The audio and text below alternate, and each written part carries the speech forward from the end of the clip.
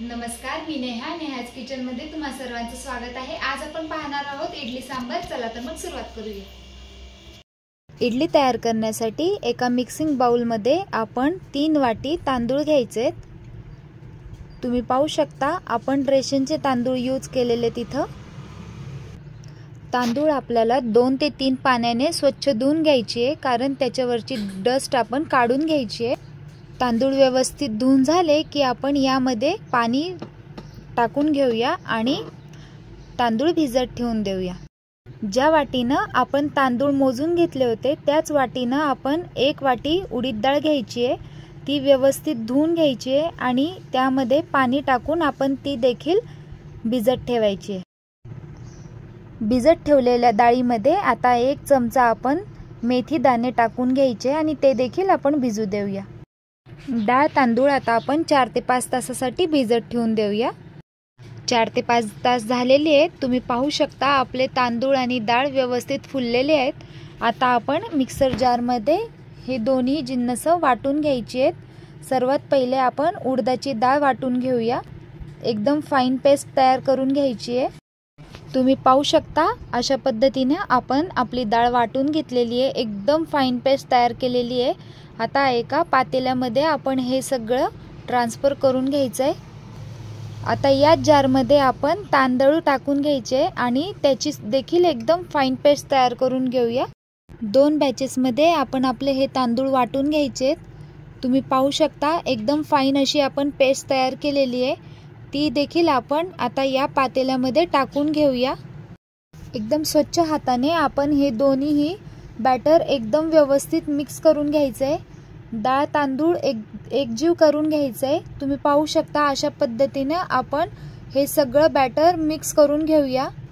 Batter mix झाल्यानंतर आपण 2 ते 3 मिनिटांसाठी बॅटर एकदम व्यवस्थित फेटून घ्यायचंय, जेणेकरून आपलं बॅटर जरा हलकं होईल। एकसारखं फेटल्यामुळे आपलं बॅटर व्यवस्थित फर्मेंट होण्यासाठी मदत होईल। आता 10 ते 12 तास किंवा ओव्हरनाईट आपलं बॅटर फर्मेंटेशनसाठी ठेवून द्यायचंय। 8 ते 10 तास झालेले आहेत। आता आपण चेक करू आपलं बॅटर फर्मेंट झालंय की नाही। तुम्ही पाहू शकता एकदम सुंदर अशी जाळी पडलेली आहे। एकदम व्यवस्थित आपलं बॅटर फर्मेंट झालेलं आहे। एकदम हलकं झालेलं आहे आपलं बॅटर।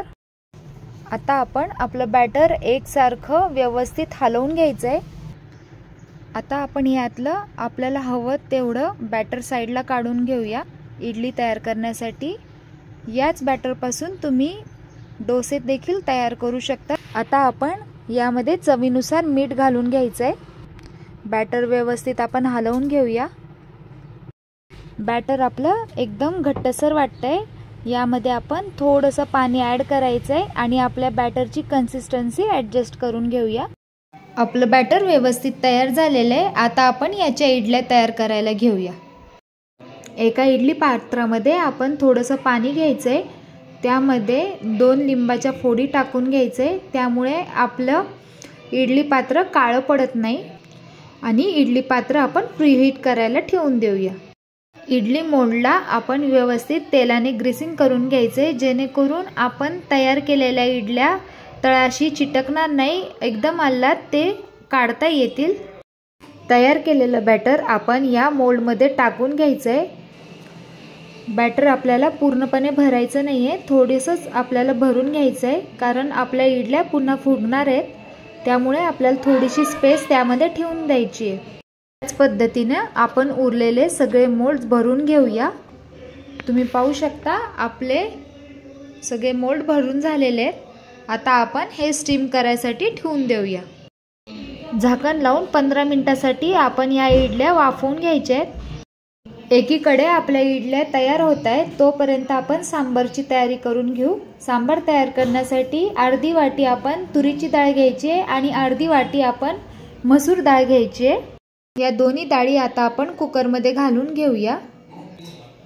स्वच्छ धुवून घ्यायचे आहेत आपण आणि आता आपण हे शिजायसाठी ठेवून द्यायचे आहेत। यामध्ये आपण 1 वांग बारीक चिरून घेतलेलं आहे आणि 1 टोमॅटो बारीक चिरून घेतलेलं आहे, ते देखील आपण यामध्ये ॲड करायचं आहे।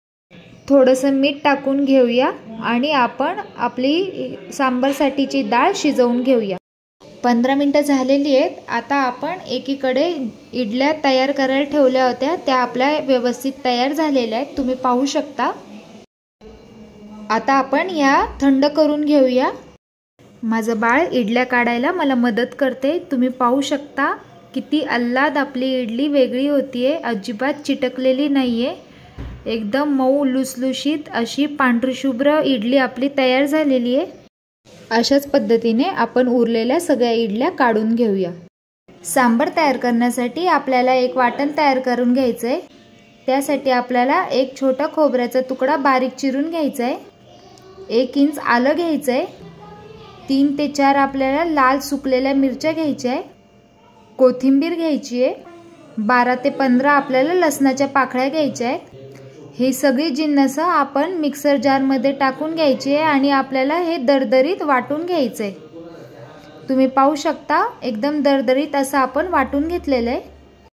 आपली डाळ व्यवस्थित शिजलेली आहे. आता आपण ती थोडीशी स्मॅश करून घ्यायची आहे. आता आपण सांबार फोडणी करून घेऊ. फोडणी करण्यासाठी आपण एका कढईमध्ये 2 चमचे तेल घेतलेलं आहे. तेल व्यवस्थित गरम झालं की यामध्ये आपण मोहरी घालून घेऊ. मोहरी व्यवस्थित तडतडू द्यायची आहे. आता यामध्ये आपण 1 चमचा जिरा घालून घ्यायचा आहे.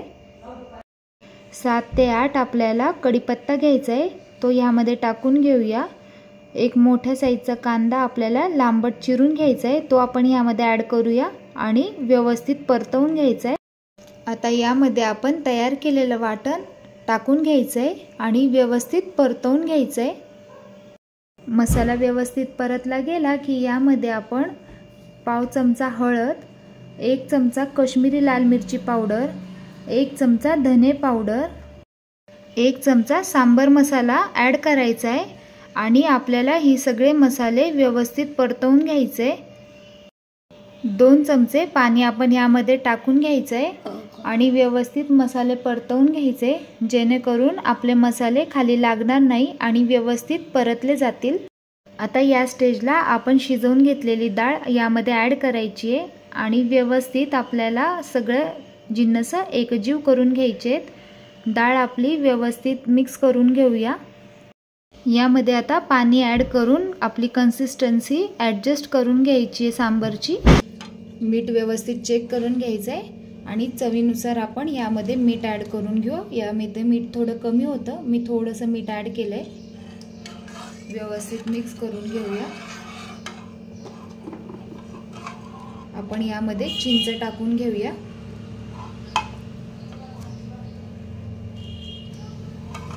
व्यवस्थित मिक्स करून घ्यायचं आहे. आता आपण याला एक उकळी येऊ देऊ. आपलं सांबार तयार झालेलं आहे. आता आपण यामध्ये कोथिंबीर घालून घेऊया आणि गॅसची फ्लेम ऑफ करून घेऊ. कशी वाटली तुम्हाला रेसिपी कमेंट करून नक्की कळवा. आवडल्यास लाईक शेअर सबस्क्राईब करायला विसरू नका. भेटूया पुन्हा अशाच नवीन रेसिपी सोबत. Bye bye.